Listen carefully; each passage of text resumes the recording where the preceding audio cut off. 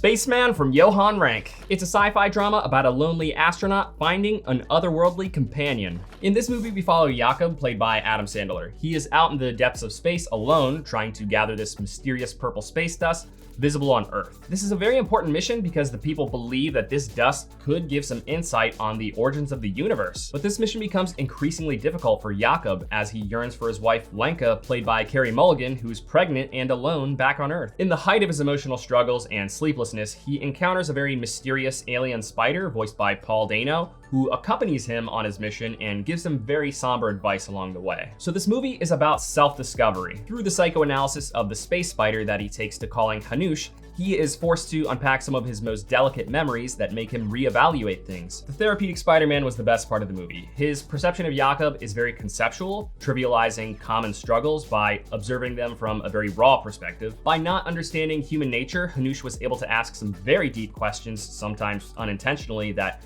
really forced Jakob to have that same raw perspective when reflecting on things. While very likable and insightful, Spidey does feel a little bit inconsistent. Despite looking horrendous, his presence is often very warm and empathetic, but he occasionally breaks and starts to feel very unrelenting and objective. At one point, the empathy kind of just disappeared, and he sort of felt like the apathetic owl spirit from Avatar: The Last Airbender, when most of the time he was a more tender companion. His demeanor around helping Jakob on this journey of self-discovery feels very innocent and well-intended. But then his methods of doing so feel a little bit intrusive and borderline traumatizing. Nevertheless, he made the movie so much more interesting. If this were just an ordinary humanoid alien analyzing Jakob, it would not have been nearly as charming. So Lenka is back on Earth, and so she doesn't have a lot of agency in the story, but we see a lot of her in the induced flashbacks that Jakob has. And in present time, we do see how the difficulties of their relationship have affected her, including the whole long distance thing that they have going on. While the scenes in space were the most enjoyable, these bits did make things clear that the film shouldn't just be a pity party for Jakob. They made it clear that he did in fact have room to grow by showing us what he left behind back on Earth. So this movie was largely philosophical, but it felt like the seeds were planted for it to be much more mind-bending. There is some ambiguity in it, but coming out of it, kind of just doesn't really feel like any of that mattered. The resolution of the story doesn't force you to ponder anything after the fact, so much as it just kind of leaves the back door open for you to walk in and ponder if you ever feel like it. I don't think that there's anything wrong with the movie taking a more philosophical approach. It's just that the lessons here are a bit generic. The way that the story was told was good, and the emotions were very real. Like, I felt something for both Jakob and Lenka.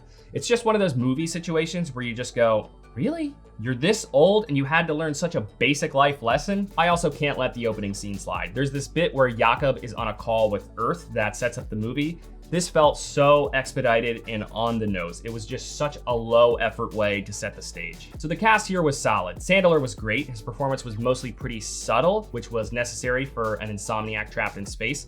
I think it's more so his suitability for the role that's worth mentioning. His presence is very disturbed and broken. I thought that he captured these very dark feelings perfectly. I really like seeing him play more serious characters like this. I hope to see him in more real movies and less of the old school Sandler roles that still occasionally come about. Paul Dano's voice was also perfect for Hanush. Again, his spider-like presence was really important for making him feel unique. He looked creepy, but Paul Dano's voice over top of that is what gave him the very warm presence. This movie had some good visuals. In typical space movie fashion, the cinematography is very floaty, treating the camera how it would act if it were actually in space with very smooth, constant motions in 3 dimensions. There are also a lot of flashbacks in this movie that looked really cool. Whenever we see one of Jakob's memories, we still see them from third-person perspective, but through a warped lens. And the camera does this thing where it moves around, but it keeps the subject center frame to emulate how we actually see things. If you're hoping for cool space-like visuals, there are some.